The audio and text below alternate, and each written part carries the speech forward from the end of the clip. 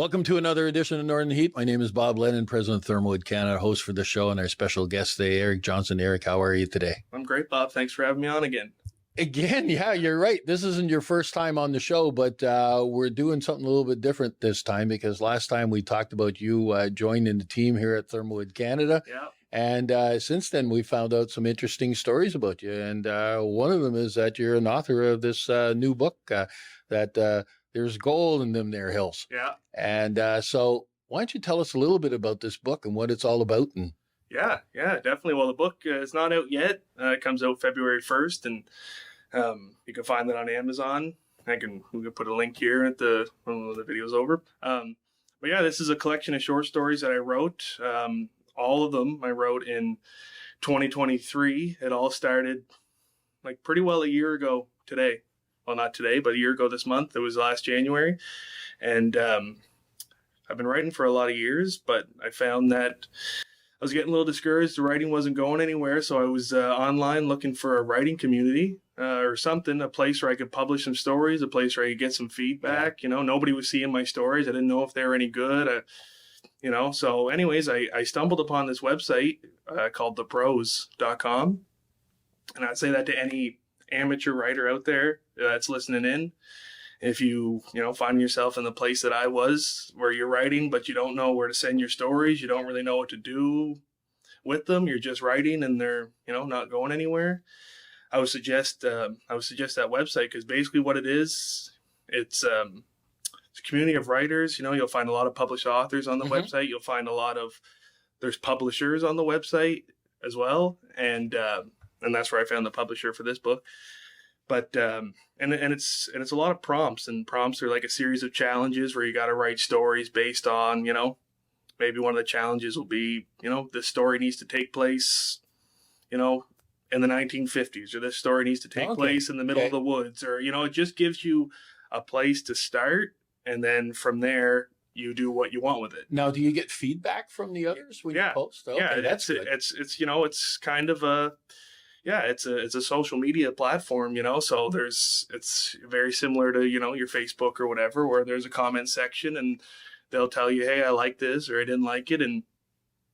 But most of it's constructive. The reason I say that group is so important is because nobody's there to tear you down. These are all writers at pretty much the same level, trying to get published, or they are published, or it's a lot of amateur writers. So if there is criticism, it's always constructive. And there hasn't been one person there that has said, the story's terrible. Like, I hate this or anything like that. It was all very, hey, I like this idea, but maybe you could supportive. Yeah, it is. It's a massively supportive community. So, basically what had happened was I wrote a couple of stories and noticed I was building a little bit of a following there and getting some comments, and people were really liking them. And again, it didn't take long to build up my confidence. So then I started kind of a schedule where I was writing a short story, maybe one a week or one every 2 weeks. Okay. And so that went on for a few months.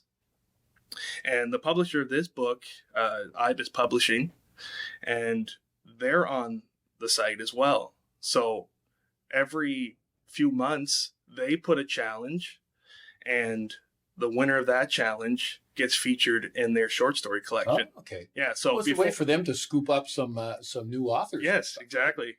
And before this, a story that's in that collection was featured in one of their short story collections. Okay. Yeah. So basically, what had happened was, their challenge was just to write a story between, I think it was 3,500 and 7,000 words.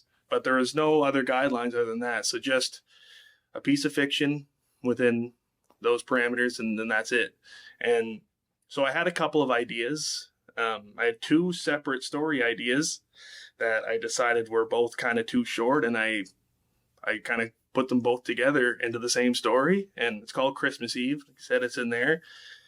And anyways, I sent it in, didn't really think much about it. A couple months later, I get a message from the publisher saying that they love the story and that it won, and, it won a few bucks, and it's going to be in the collection. Okay. So that was the first kind of, I'd received some comments from other writers and stuff on the website. It was the first time a publisher reached out to me personally to say, wow, I love your writing, I love your style, and we want this. And the next edition of our their collections are called the Feather Project. So I was like, wow, that's amazing. I was, super excited. Well, to go from, not knowing whether or not anything that you're doing and then writing just piling up in the corner of your desk, Yeah. one paper after another, and being able to turn around and have somebody to give you some feedback and then to win the contest and to move forward. So in this book, you've got, what is it, 11 different short stories? Yeah, there's 11 stories in there. And I had written a little kind of mini script that they decided to throw in there. Like, it's not in the index. The publishers decided to throw it in there as a little bonus at the end. So it's a few pages at the end. But yes, there's 11 short stories in there, mostly in the, I would say, crime fiction genre. Okay. They're not all directly related, but I do feel like there's some continuity there. Like, these were all written in, close to the same time, almost back to back to back. So this all comes from, like I said, one solid year of writing consistently every night. So all these stories kind of flowed around the same time. Where do you find time to write? You got 2 kids at home and stuff like that too. It can't be easy to find some time to do this. No, it really isn't. What I try to do is just when I put them to bed, and I try to just at least an hour a night, because I know I can't do, I've read quite a few kind of nonfiction books from writers who talk about, their routines and stuff, but the routines of a full-time writer is different than somebody who's working full-time and raising kids and doing all that stuff too, right? So, I always found reading those when it was like, get up and write for 2 hours and go for a walk, come home, read for 2 hours, have a nap, and like all this. And obviously that's not a schedule that I could keep up with. So I just found as soon as I put the kids to bed, I have a home office, and I would just go right there, nice and quiet. And I just that full hour. And if I did that every night, like I said, over the course of a year, just what happens. It materialized. Yeah. Yeah. So, we talked a little bit about this last week because I was curious about the business side of this thing, right? Because, you can write a book and you can do whatever, but how does it work after that? And how does it work with the publisher? Do you have to pay out? Do they pay out? And how do you monetize this as a business? Because at the end of the day, it's great to say that you're writing, but if you can write a book and get some money from this, that's it's even bigger bonus. So how does the process work of getting the book published and then monetizing it for yourself? Yeah. Well, like I said, I don't know any of the sales yet. It isn't out yet. And I don't really expect this to be, a massive money maker for me. But with this small publisher, how it worked was they sent me a contract. This was in early September, and the contract was to have the manuscript sent to them by November 15th, I believe. So I did 2 months solid of editing. I had most of the stories written. So the 2 months. You started to scramble. Yeah. So it was a little bit of a panic, but I said 2 months, most of the stories are written. I might have added 1 or 2. And it was just a lot of editing. And so then November I sent it. And as for me paying, I don't have to pay anything. Okay. If you get on with this publisher, I don't know, other smaller publishers or bigger ones, but in my, this experience here, I don't have to pay out anything.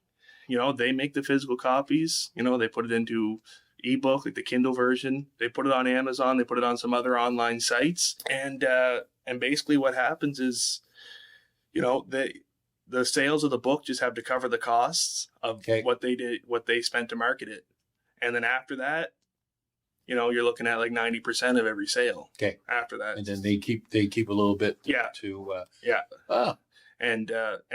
so obviously, like I said, I don't know what the sales are looking like, but the publishers don't take writers and they don't put the money into publishing their books and making physical copies if they don't think that there's going to at least be a return on their investment.